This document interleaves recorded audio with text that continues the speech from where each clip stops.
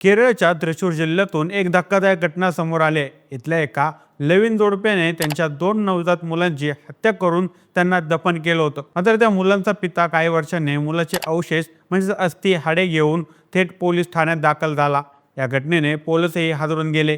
पोलिसांच्या टेबलावर ठेवलेली हाडे पाहून पोलिसांना मोठा धक्का बसला। या तरुणाने आपला गुन्हा कबूल केला असून पोलिसांनी त्याला व त्याच्या जोडीदार अनिशा हिला अटक केली आहे। काय आहे प्रकरण समजून घेऊयात आजच्या या व्हिडिओच्या माध्यमातून। नमस्कार, मी सनी आणि तुम्ही पाहताय दैनिक राज्य लोकतंत्र। कोणाचं आयुष्य कधी कसं वळण घेतं हे सांगता येणार नाही। ही गोष्ट आहे केरळमधील भाविश पुतुक्कड आणि त्याची जोडीदार अनिशा यांची। एका अशी जोडीची ज्यांच्या प्रेमात सुरू झालेल्या कहाणीचा शेवट दुःखद, धक्कादायक आणि भयंकर प्रकाराने वळण घेतलं। 2020 साली भाविश आणि अनिशा या दोघांची फेसबुकवर ओळख झाली होती। भाविश एक प्लंबर होता तर अनिशा एक लॅब टेक्निशियन म्हणून काम करत होती। सोशल मीडियावरून ओळख वाढली आणि हळूहळू त्या ओळखीचं रूपांतर प्रेमात झालं। लवकरच त्यांनी एकत्र राहण्याचा निर्णय घेतला। लग्न करून नाही तर आजकाल सुरू झालेल्या नवीन रिलेशनशिपमध्ये दोघे एकत्र राहू लागले। त्यांना पाहून नेहमी आनंद असतील असंच वाटत होतं असं सांगण्यात येतं। त्यामुळे बाहेर सर्व काही सामान्य वाटत होतं, पण त्यांच्या घरात काहीतरी वेगळंच सुरू होतं। दिवस पुढे सरकत गेले। मग 2021 मध्ये त्यांच्या लग्नाच्या काळात विवाह न करताच अनिशाने आपल्या घरातील एका बाथरूममध्ये बाळाला जन्म दिला। मात्र त्या बाळाच्या गळ्यात नाळ अडकली होती। श्वास घेण्याआधीच त्याचं जीवन संपलं।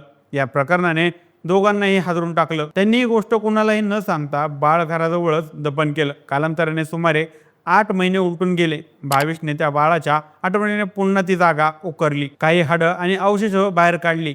ही हाडं त्याने एका आठवण म्हणून घरात ठेवली।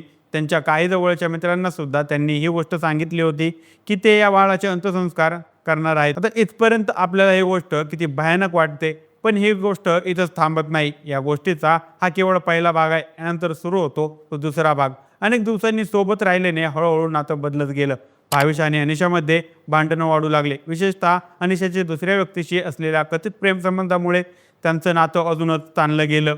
वाद विकोपाला गेला आणि एक दिवस रविवारी भाविश संतापला। या संतापात त्याने दुसऱ्या नवजात बाळाचे अवशेष जमिनीतून बाहेर काढले। होय, दुसऱ्या बाळाचेच।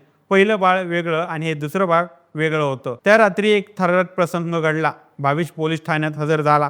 त्याच्या हातात 2 नवजात बाळांची हाडं होती। त्याने पोलिसांना सर्व सत्य सांगितलं। दोघांनी मिळून 2 बाळं जन्माला घातली आणि त्यानंतर त्यांनी गुप्तपणे दफन केलं। फॉरेन्सिक तपासातही हे स्पष्ट झालं, ही हाडं नवजात बाळांचीच होती। पोलिसांनी लगेचच भाविश व अनिशा या दोघांना अटक केली। त्यांनी केलेल्या कृत्यामागे केवळ भीती होती की समाज काय म्हणेल की अजून काही हे अद्याप स्पष्ट झालेलं नाही।